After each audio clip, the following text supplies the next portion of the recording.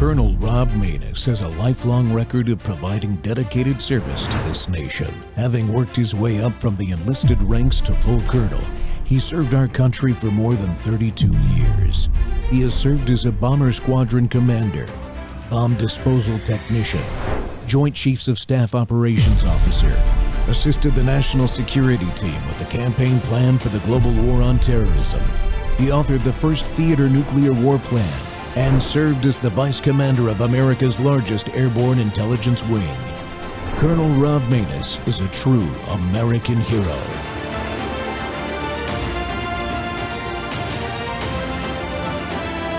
This is Rob Maness Live. That said, this is almost 6 years ago exactly now as of this video. I had not spoken to him in person or on social media. He started the conversation. You know what he said? 3 words. You are terrific. Now bear in mind, this is back before I was blessed with the followership I have now. I had fewer than 10,000 followers on Instagram, very small Facebook presence, wasn't even on TikTok at the time. But the fact of the matter is, this young man, this leader of Turning Point USA, reached out to me and saw something I had done. And he felt so moved that he reached out to me himself to encourage me. And then he went a step further. He invited me to the BLS, which is the Black Leadership Summit Turning Point USA was putting on in Washington, D.C. I told him transparently I was in between jobs and didn't have the money to fund my trip. He told me that they had scholarships available and to email him directly and he'd be able to take care of it. I did, and that's the story of how I got to be a part of the Young Black Leadership Summit, which was instrumental in springboarding me to where I am today. Now, I share that story because he didn't have to do that. And if he was a racist person, why would he do that? I'm so tired of people being besmirched by the tired liberal lie that anyone they don't like has to be some sort of racist. And I'm not immune to this. They call me racist myself. Of course, it's ridiculous on its face, but this is the nonsensical nature of your average leftist. They really want you to believe deep down Charlie Kirk hated all black people. He saw the best in everyone. He saw in me something I didn't even quite see in myself at the time. And he chose to encourage me. That is why I will literally and metaphorically pick up that mic and continue the work that he started. Because I myself and many others are tired of being slandered and maligned by individuals who have nothing to sell us but fear, panic, and lies 24/7. I had to share that story with you. I thought about keeping that to myself, but the more I see him being typecast as some sort of evil person, the more I cannot be silent, and I hope that you will not be silent as well. It is time for action like never before. It is time for voices to rise like never before, and I hope you will join me in that effort. So that is the real Charlie Kirk, the one they don't want you to know, but the one I will continue to remember and honor with my actions into the future. So those are my thoughts. Hopefully you share, and hopefully you get busy as well, because we all have microphones to pick up, and we are all Charlie Kirk. Welcome back to More War Monday. The Rob Maness Show is live on Worldview Tube and our X Spaces simulcast. We must continue to engage in the war for the truth. We support efforts to honor Charlie Kirk in order to knock down the lies everywhere. And folks, 10 days ago, the Military Times published an article stating that motions to honor Charlie Kirk by members of the Air Force Academy's Association of Graduates had been withdrawn, implying in the article the withdrawal was under pressure from members opposing the idea, presumably because they believed he was racist and a controversial figure instead of the strong patriot and man of faith that he was. President Donald Trump appointed Mr. Kirk in March to join the Academy's Board of Visitors. It's a very important group that meets several times a year to provide advice on issues including curriculum, student morale, and academic methods. And when I saw the article, I reached out to a member of the AOG Board and got an immediate response. Fake news. And my guest today is retired Lieutenant General Rod Bishop, United States Air Force.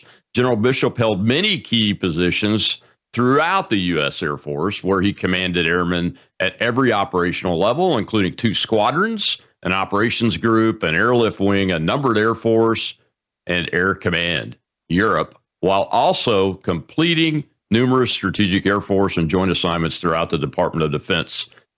He is Chairman Emeritus of Stand Together Against Racism and Radicalism in the Services, otherwise known as STARS. You can find them at stars.us.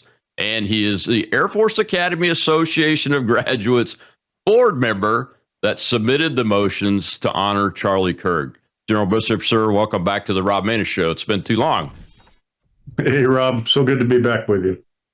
Yeah, I was researching for this show. I went back to our very first visit together over 4 years ago Wow. about this very issue, Pretty much. the issue of getting people framed and smeared so that their reputations are difficult to hold up in the public. And I appreciate you coming on. Oh, very good. I look forward to, as you accurately painted Charlie Kirk did in his life, getting the truth out there. Yeah, absolutely. Well, sir, let's remind everybody, if you don't mind, just why STARS was started.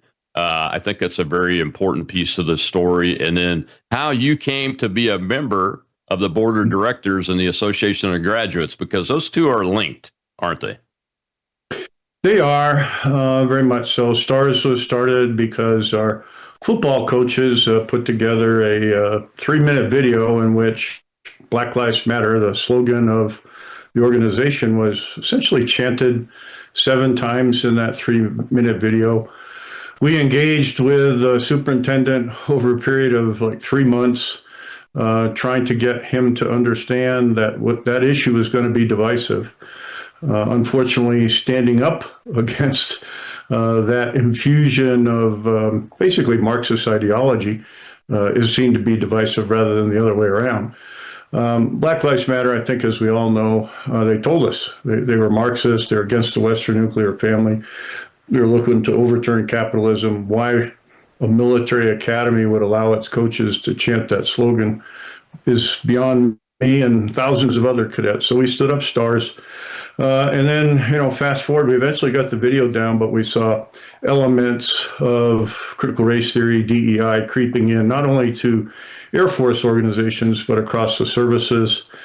And then some of our younger supporters said, hey, take on the vaccine mandate, will you? This is illegal. And we initially just shrugged our shoulders, hey, you're in the military.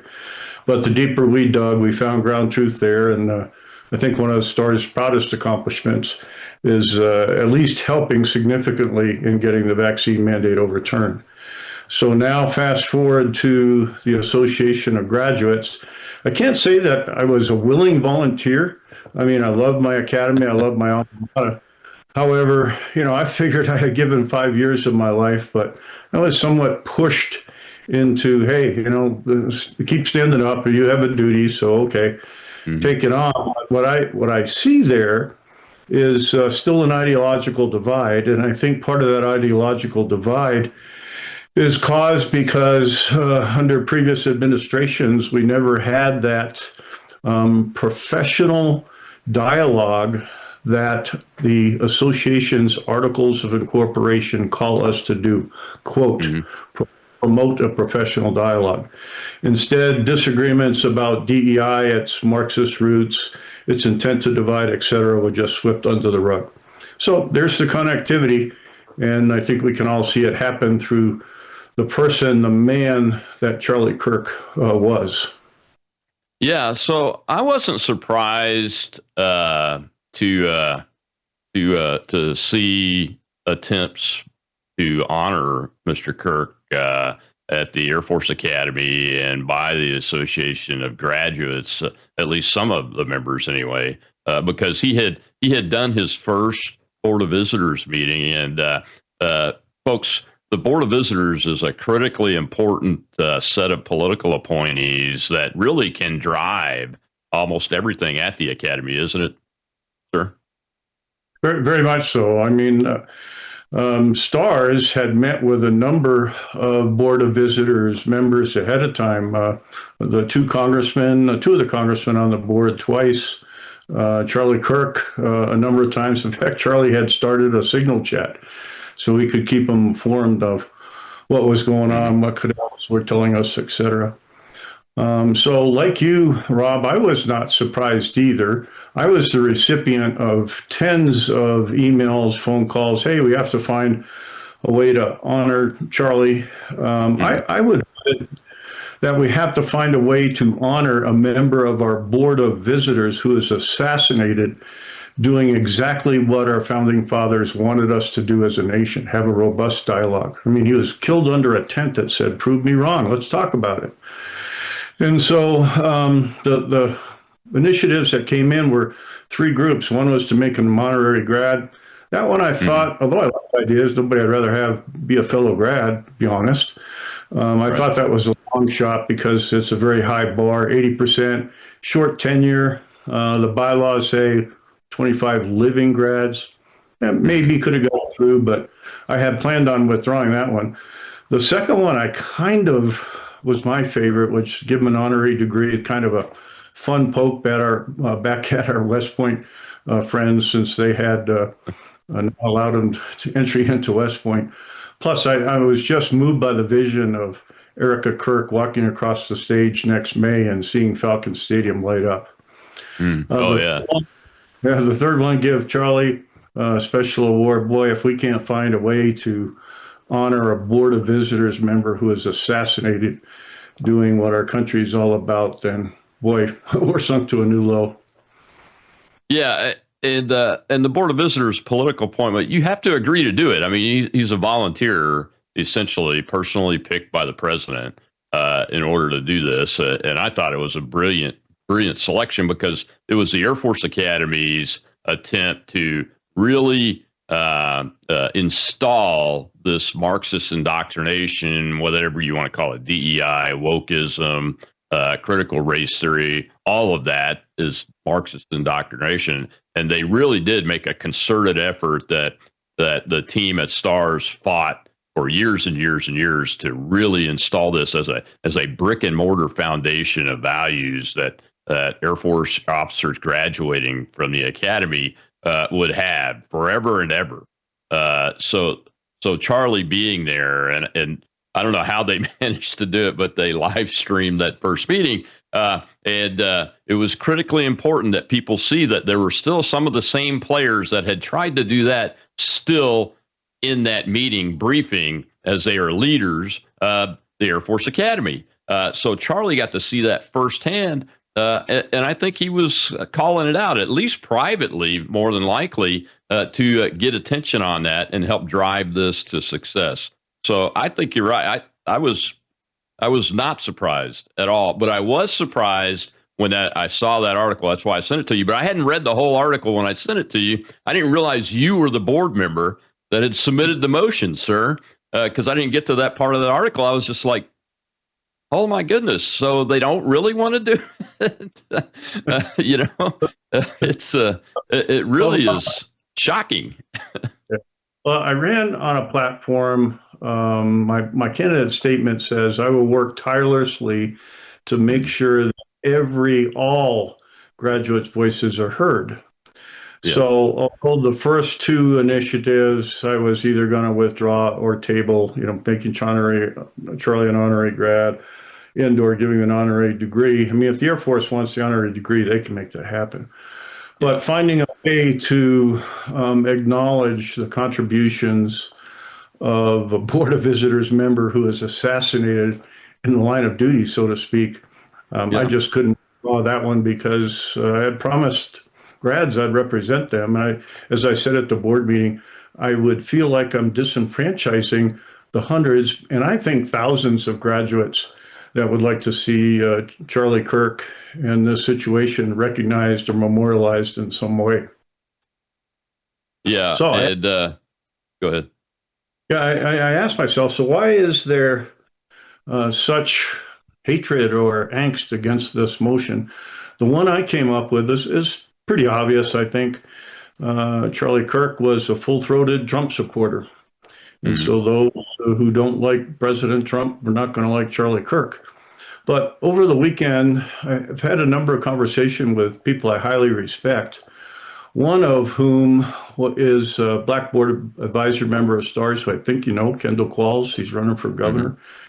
And I asked him, hey, Kendall, why is this happening? And he says, well, because people haven't come to the realization yet of what DEI was all about. It's meant to divide. And they don't like it that Charlie was pro-merit. And I said, yeah, I guess that's That's correct. And then I had a conversation later that day with a former chief of chaplains of the Air Force. And we're talking about the different reasons. And he says, General Bishop, I'll give you another one. And I said, what's that, Chaplain? And he said, well, there are elements in our society that are trying to remove God, trying to remove religion from our society. And Charlie was trying to bring it back.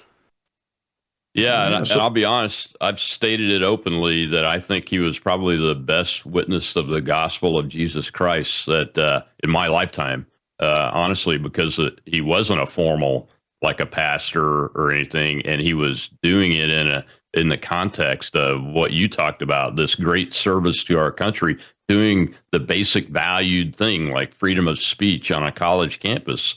And I think that's why a lot of them are opposed to it. And they also have bought into the smear. And that's why we're playing these videos today. So all of these videos come from the Stars Unity Slate page link that you sent me. And we'll point people to that page when we post this show. We got to take a commercial break, sir. When we come back, I want to talk about that. The smears and the false narrative about Charlie Kirk and some of the conversations that are going on from the members about that as in regard to these motions. We'll be right back with retired Air Force Lieutenant General Rod Bishop, member of the Association of Graduates at the Air Force Academy Board of Directors.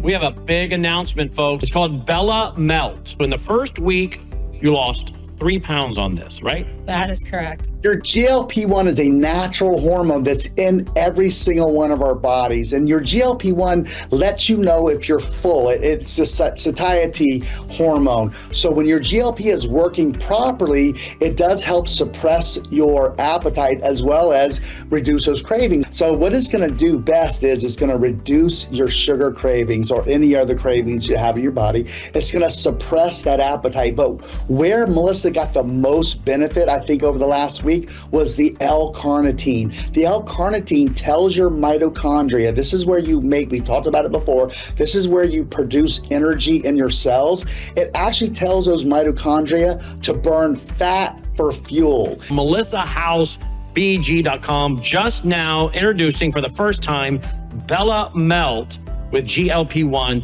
fast action.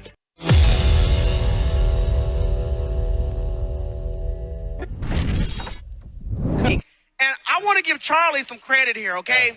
Back in 2019, Charlie Kirk helped a lot of young blacks get to the White House. He changed a lot of their lives. A lot of them never imagined going to the White House, and Charlie helped hundreds of young black boys and girls go to the White House. Charlie, thank you for that. Thank you, Charlie. Thank you, Charlie. Thank you, man. So for people who want to call Charlie a racist, kiss my black ass, excuse my language. Charlie Kirk is not a racist. I love this guy, I'll tell you. And, you know, by the way, I have some New York Times reporters for you to talk to. I talked to them. No, yeah.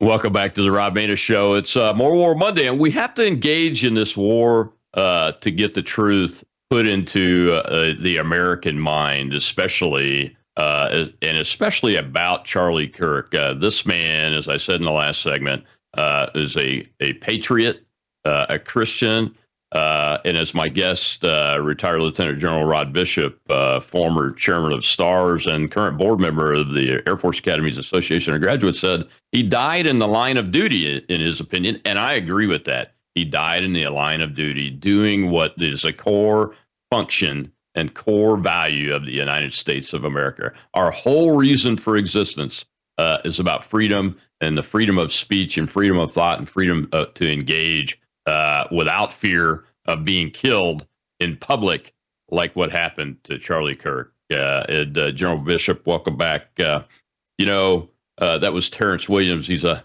very excited activist on the America First trail, and I always enjoy watching him. But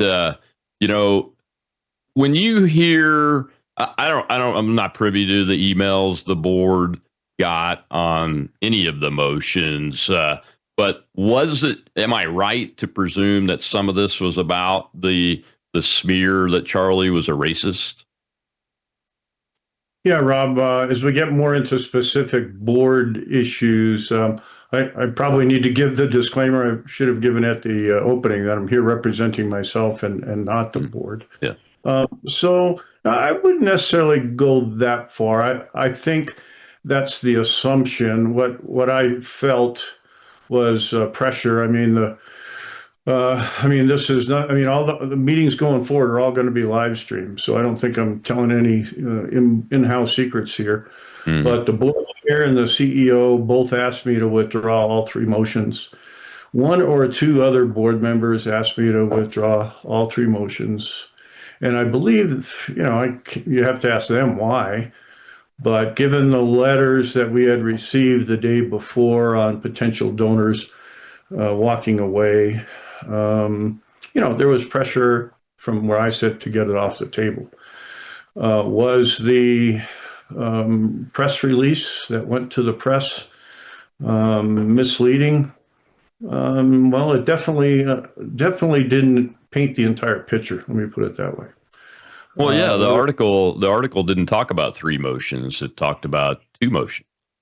Yeah, same with. I heard it. I spent 2.5 hours a week ago today with the Colorado Springs Gazette reporter, and she said, "Well, why are you mad at me? Let me look at the press release."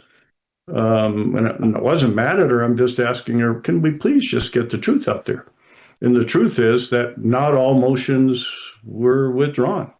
In fact, the motion that I amended to make sure we find an appropriate way of, I had honor, but it was changed to recognize, Charlie Kirk passed by a vote of 9-4.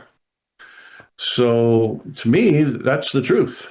So let's not leave the public with the falsehood that, hey, they took it off the table. They caved to the pressure of potential donors walking away. It's just not true. Yeah, that's why I sent you the link. When I first saw it, I'm like, what? That's what the impression they planted even in a person like my mind, who is, 100% for this and everything. And they didn't talk about the third motion. They didn't talk about that it had passed. So how does this, I guess I should ask about the board itself. You and some others ran on something called the Unity Slate to get elected to the AOG Board of Directors. For what reason? Well, part of it stems back to the first question you asked me about stars. Stars, although people conflate the Unity Slate with stars, they're not one and the same. Right. Stars the Unity Slate may have emanated from stars people, but we're not all stars. And it's just people that want to have, in accordance with our Articles of Incorporation, a professional dialogue, and not sweep things under the rug, not paper things over. We are no closer together as a graduate community because we did not engage in an open and honest and professional dialogue on DEI. Now, you can't convince everybody. Some people are going to be convinced until the day they die that DEI did not come from Marxist roots, did not have the desire to divide people. I just said, hey, tell me where else it came from if it didn't come from the Frankfurt School. And you don't think we're divided as a community? Look at us. Can't we work our way through this? What is it that you like about the way DEI was enacted? So the Unity Slate ran on a very simple platform, Rob. It was give grads a voice, because grads who felt like we should be having the professional dialogue were being pushed to the side.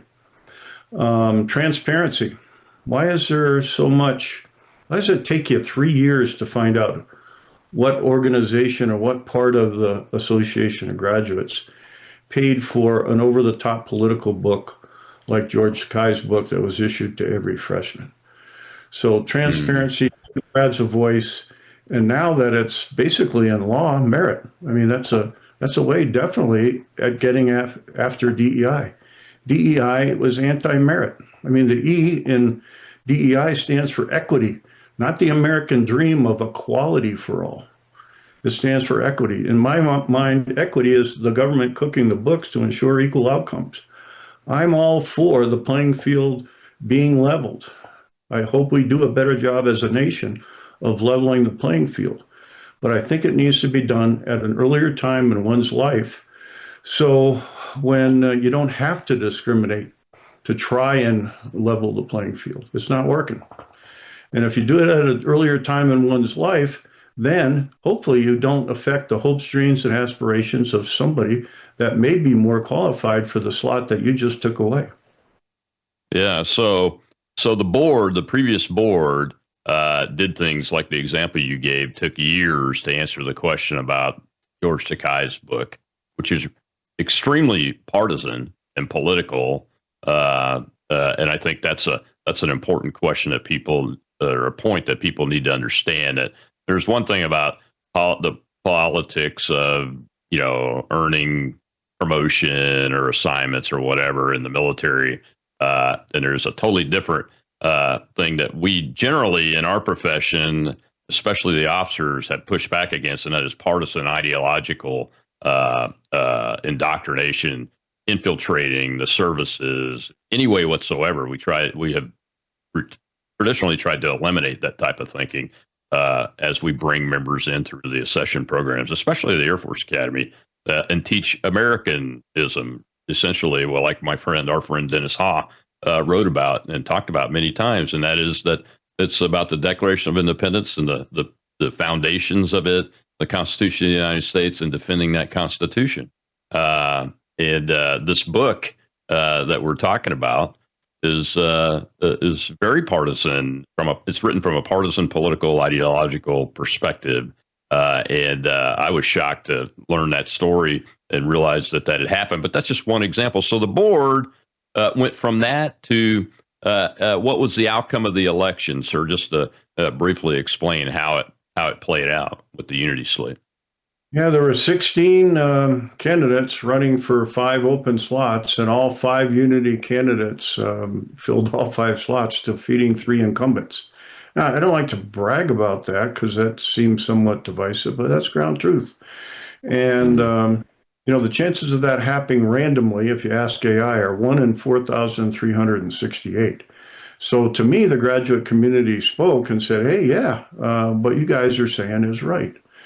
Mm-hmm. And, when you look at what you just said, Rob, about the oath, I would invite your viewers and listeners to go to the STARS website and see Charlie's words at the Board of Visitors. I mean, he spent a day or two, day and a half, I think, with cadets ahead of time. Read the article from Democratic Congressman, black man, Don Davis from North Carolina, and Congressman, Republican, white man, August Pfluger, about how the cadets gravitated to him. In fact, the week after he died, after he was assassinated, he was supposed to come back to the academy, have an event with them, and he was going to do what he was chartered to do by the president and the Secretary of War, root out any vestiges of DEI. And so when you read his last words at that Board of Visitors, it goes right to what you just said, the oath of office. We got the what and the why. Cadets kind of understand that, the A, B's, and C's, but why are they serving? What is causing them to hopefully dedicate a lifetime of service to our country? And that's where Charlie was so inspirational. Yeah, for a young man, I met him when I think he was still 19 when I met him, when he first started going to college campuses, and I entered the political arena. And I was surprised, but mostly I was awed by this guy's ability to not just articulate and communicate with students, and the willingness to do that opposed him vehemently, but with the depth of his knowledge and his intellect on these subjects, way beyond the basics of the writers of the Declaration of Independence, and back into antiquity history of the great scholars and philosophers like Aristotle. And Charlie was just an amazing man like that. Well, sir, we got to take a break. We'll see a little clip when we come back of Charlie asking, why are we talking about race all the time now?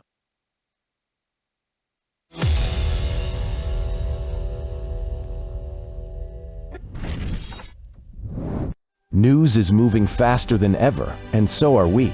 Worldview Tube brings you 24/7 live stream coverage and now real-time alerts when it matters most. Once you have the Worldview Tube app installed, exit the app and navigate your way to Settings. In Settings, locate the tab labeled Notifications. Select the Notifications tab. Scroll down until you locate the Worldview Tube app icon. Select the tab, and here you can turn on and customize your notification experience for the Worldview Tube app. News doesn't wait, and neither should you. Turn on push notifications to stay informed. Every headline as it happens.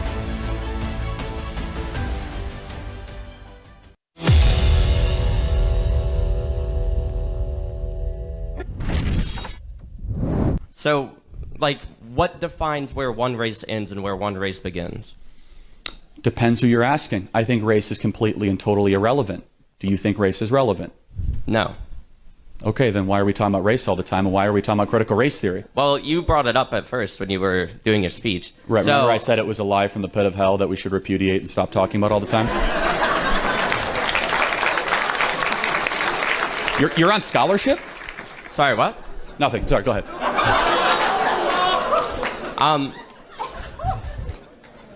So, to answer your question, I don't think that race means anything, and I guess you don't either, right? Yeah. Right. So, then why do you keep bringing up race whenever you're on or speaking on a stage? I am not speaking on a stage bringing up critical race theory. You are. No. So. I'm bringing up how critical race theory destroys society and how we shouldn't talk about race all the time. Okay, but you're bringing up race. No, critical race theory, not race. Okay, so what's the second word in that? Yeah, it's race, but it's a theory of how to view race, of which is a mind virus pathogen destroying America, of which I said again, just to reemphasize for those in the back, we could replay the tape, we'd throw the red flag, we'll watch it over again.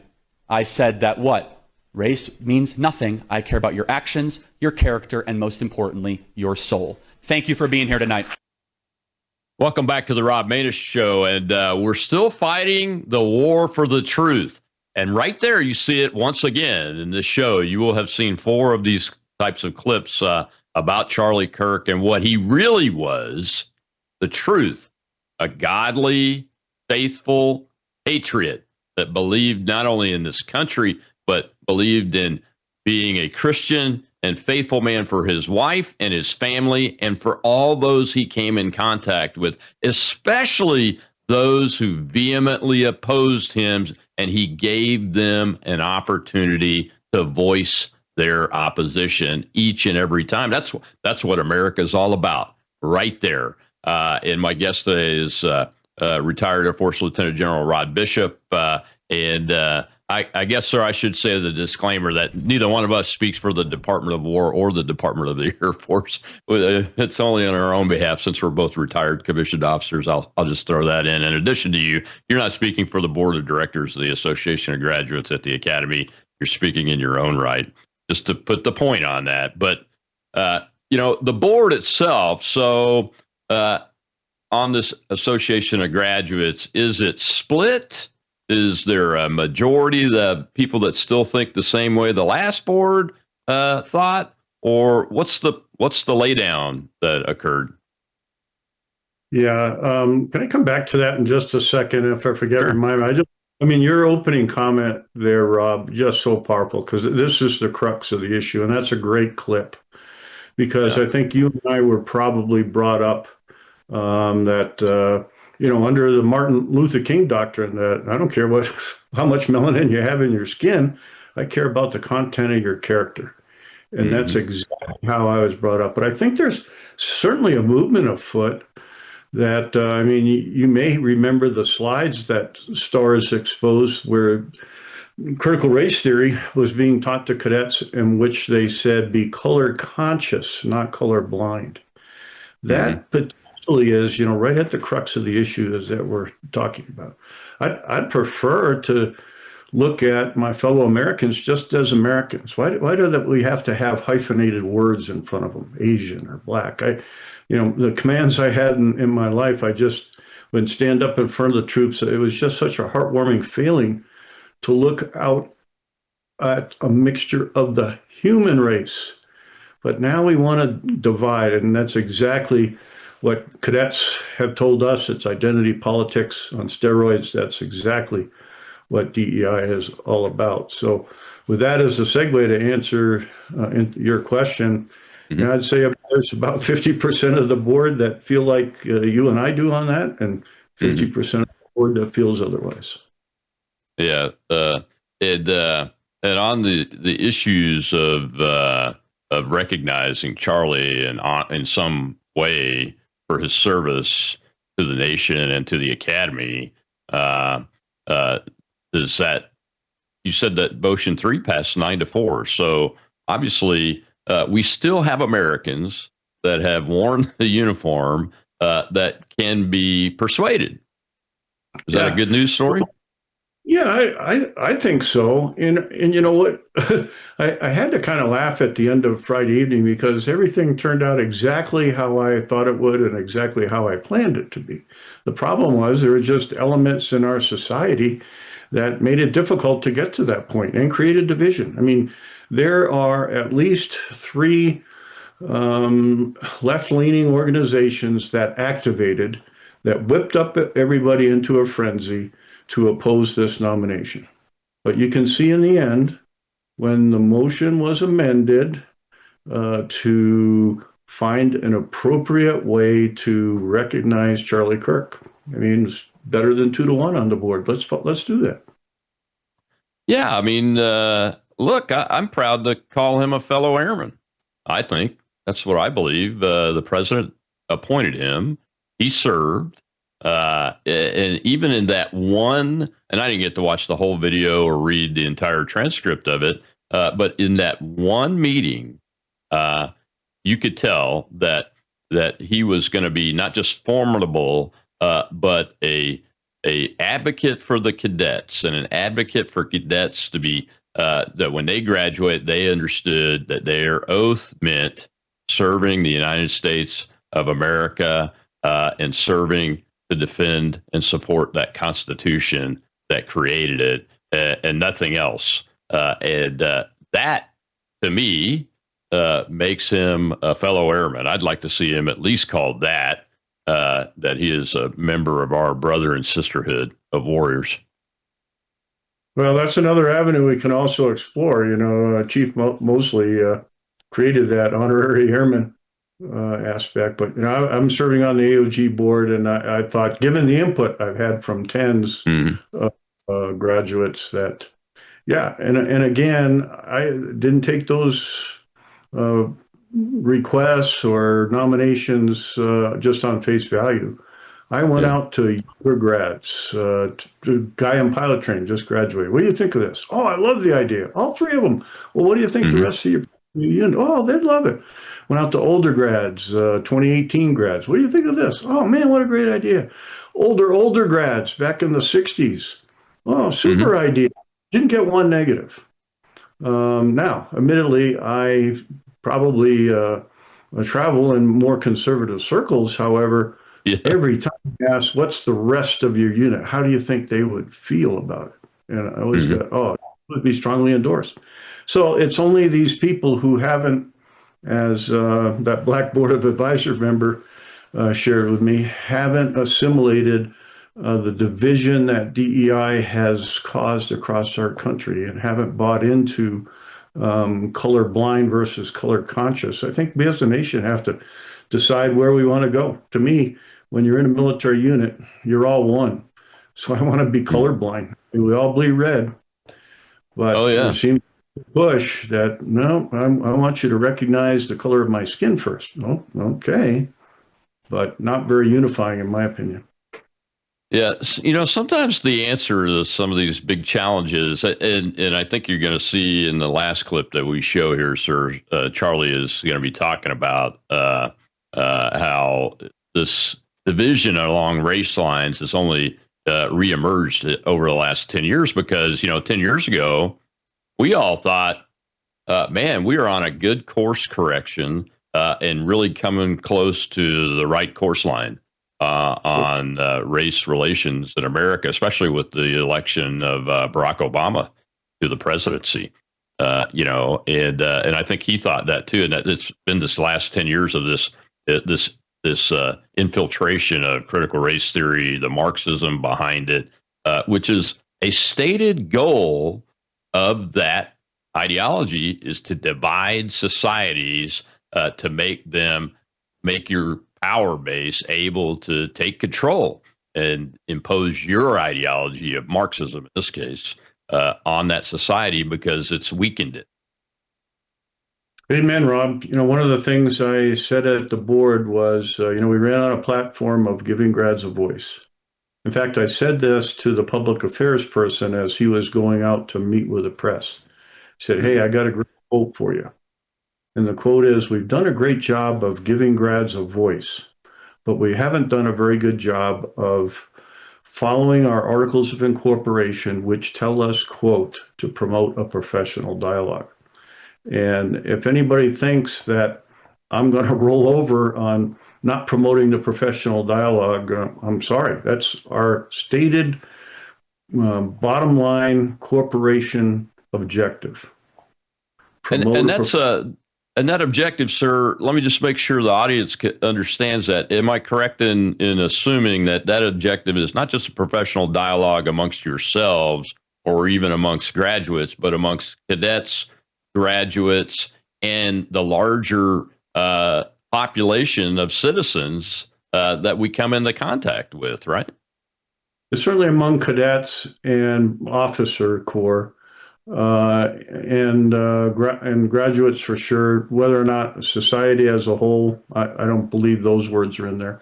But I mean, if you're having that discussion and you're on shows like I'm on your show and I'm on a local television channel this afternoon, the rest of the public's going to get it. Let's have that professional dialogue. Why in the world do you feel the way you do about a man who said how he wanted to be remembered by was the courage of his faith?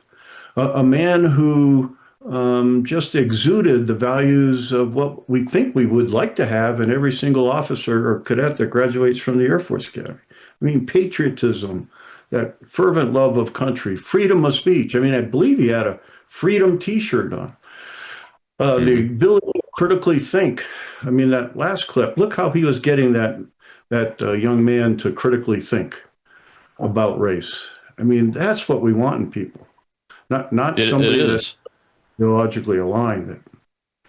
Yeah, and I don't know if you'll agree with me or not, but I've watched I don't know how many hundreds, maybe 1,000 clips since he passed. But I was not he was not unknown to me, obviously. So I've seen him in person and online on video and audio thousands and thousands of times since 2013.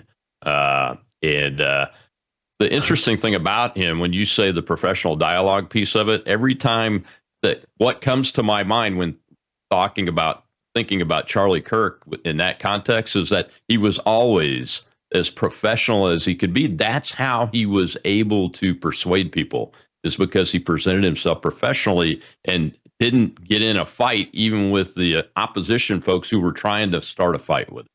He did it in a professional way every time. Yeah, I definitely agree with you.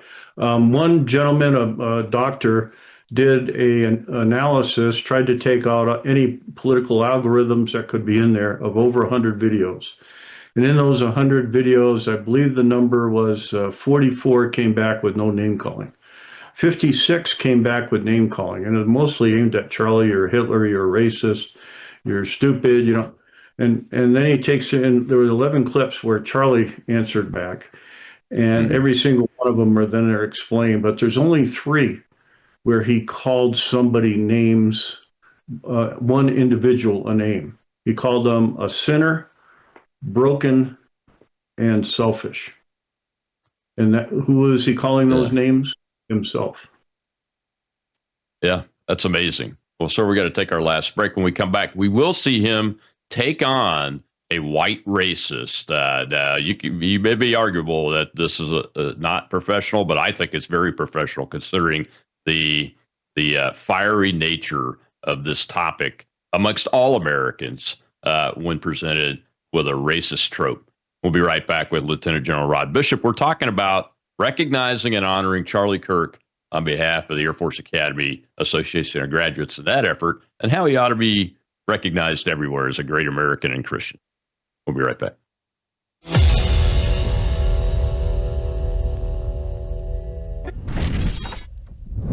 You woke up with a sore throat and a low-grade fever. You know you are getting sick, so here's your choices. You can get sicker and miss work, try to see a doctor this week, or sit hours in a crowded waiting room at urgent care. I have a smarter option for you. Open your medical emergency kit. Match your symptoms to doctor-recommended prescription in your booklet and take the right meds now and get well faster. This is not a first aid kit. It's like having an urgent care in your home. It includes doctor-prescribed medications to treat over 39 medical issues like respiratory infections, strep throat, pneumonia, UTIs, and more. No waiting to see the doctor and no standing in line at the pharmacy. It's right here. Every home should have at least one medical emergency kit, and here's how to order. Go to worldviewhealthcare.com. Your kit to treat dozens of common and serious illnesses is rushed to your door. worldviewhealthcare.com. That's worldviewhealthcare.com. The emergency kit available at worldviewhealthcare.com. Make sure you don't have to go to urgent care. I got pneumonia. I didn't have to go. I took this last year. Stayed at home, went to bed.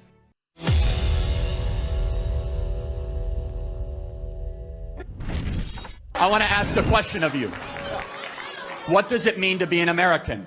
Is it an idea or a history, a shared history, or is it a skin color? Well, I mean, you could go back to the original founding fathers, the Immigration Act of, I believe it was. What does it mean to be an American? Is it a skin color or something else? So there's the current idea of what it means according to, the Hart-Celler Immigration Act and, all this bullshit that you guys spew.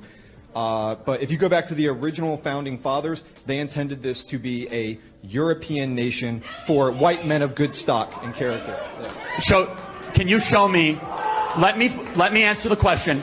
Can you show me where in the United States Constitution it says that? It wasn't in the Constitution. It wasn't in the Constitution because they didn't believe it. The founding. You, sir, they did not put it in the United States Constitution.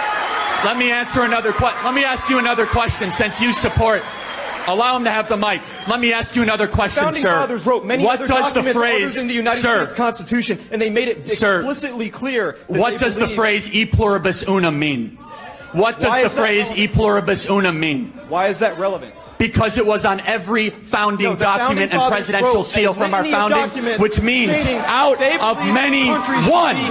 You, sir, and your ideology is not conservative.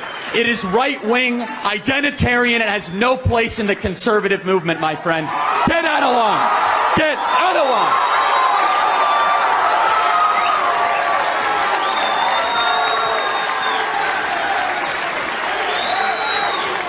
USA, USA, USA, USA, USA.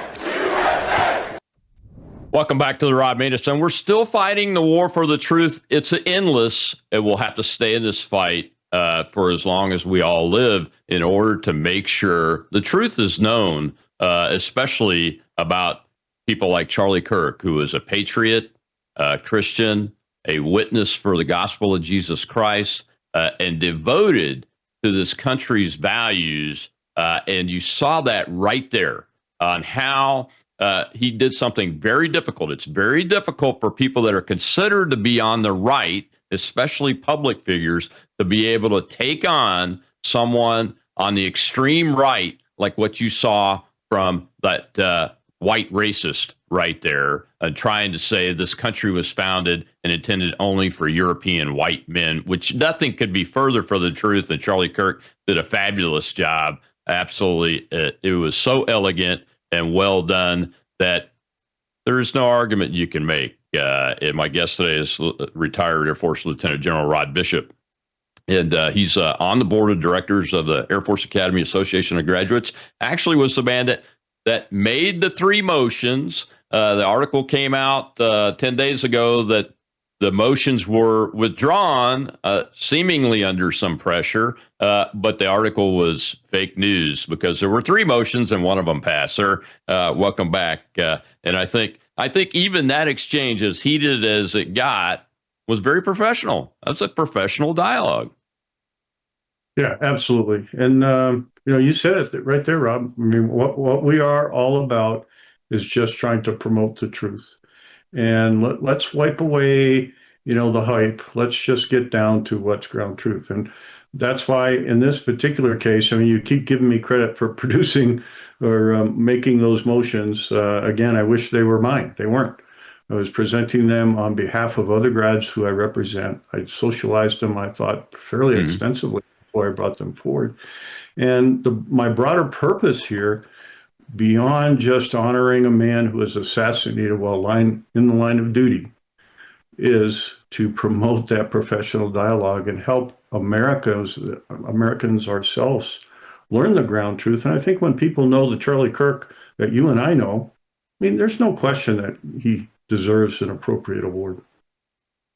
Oh, there's no doubt in my mind, and to be honored by the Air Force Academy and the larger Air Force, as a matter of fact. And maybe that even that West Point crowd that didn't give him admission could give him some honors too, because his voice was really a large part of what the MacArthur Society, which sprang out of the STARS effort, and the Calvert Group at the U.S. Naval Academy that also, I believe, sprang out of the STARS larger effort. And when graduates there saw what was going on, and I think Charlie Kirk's messaging has girded those missions all along the way.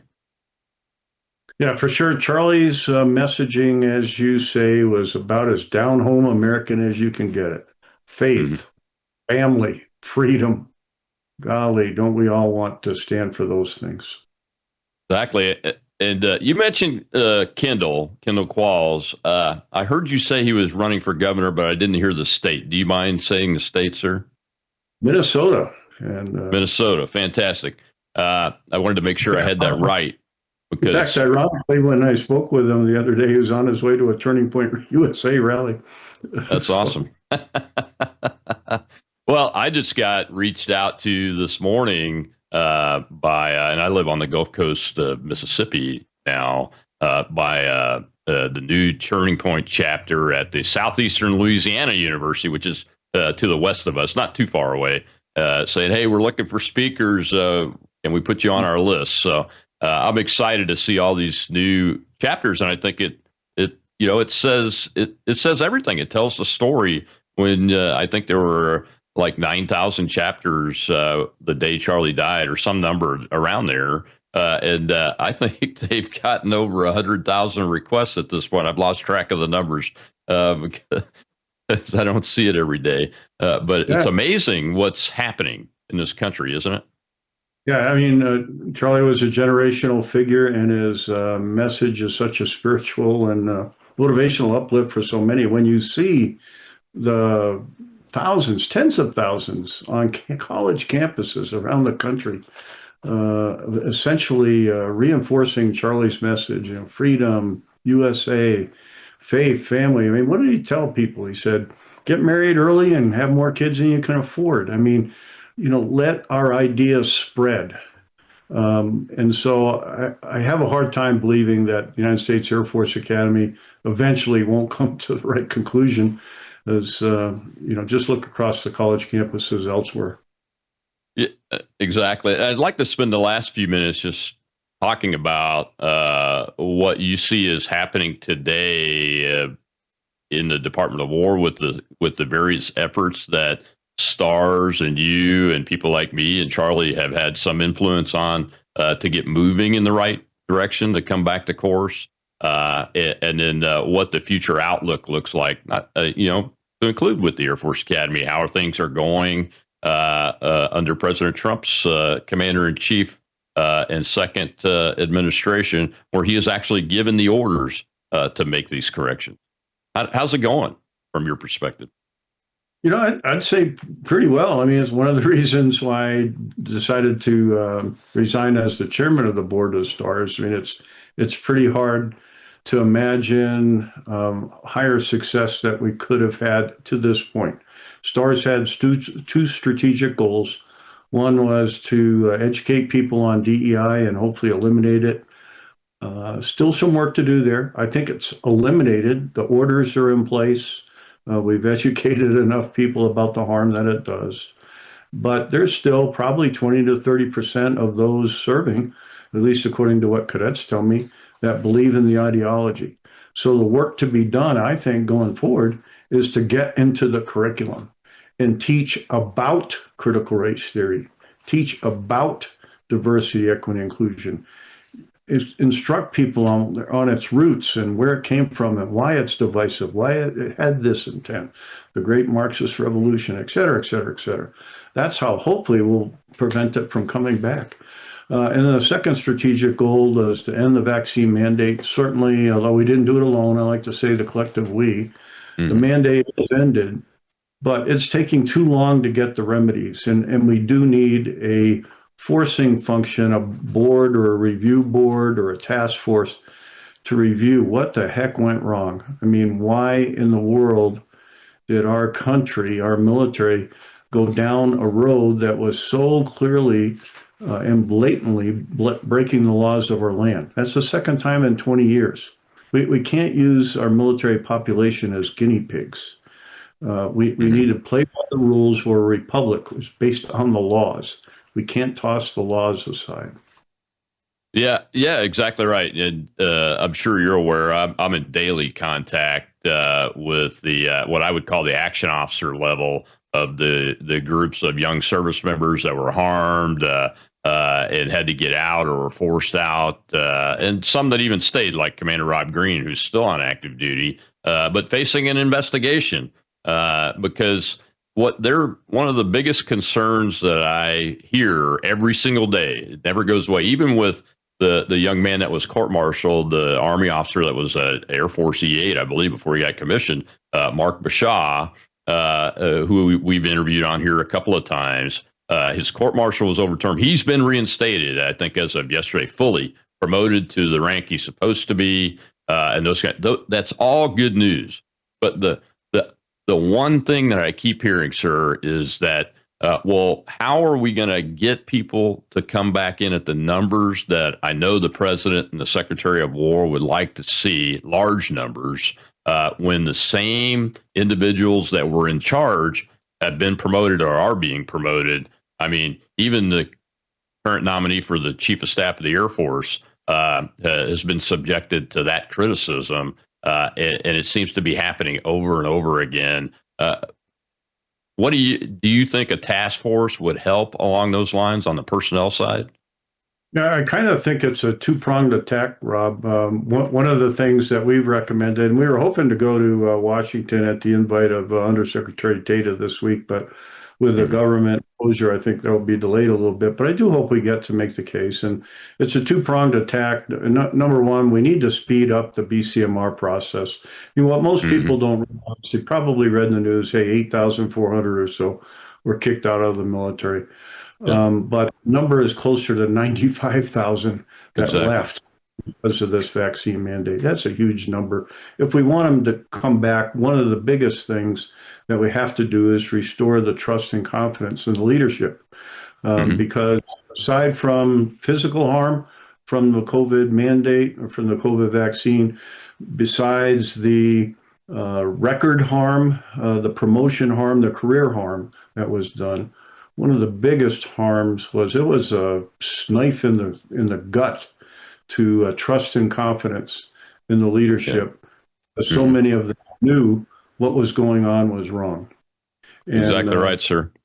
Well, thank you so much for joining us today. It's a good news story, folks, but we have to stay in this war to fight for the truth, to knock down the lies. And General Bishop, sir, I know you'll stay in the fight as long as you can. I will. And please give everybody out there my regards. Thanks very much, Rob, and thanks for helping me get the truth out there. You know, somebody the other day said, I'm considered the Trump of the AOG board, and I answered by saying, that might be a good compliment, but I'd rather be the Charlie Kirk of the AOG board. Affirmative, sir. That's what I'm going to call you, the Charlie Kirk of the AOG board. I appreciate that. Tomorrow's Training Tuesday, folks, at Tom Sauer, former EOD officer from the United States Navy, but a small business owner in the healthcare industry that helps veterans with PTSD, is going to be on here to talk about how small businesses like his are at risk because the VA is not properly doing community care, and it's crushing their ability to continue to operate. I'll see you then.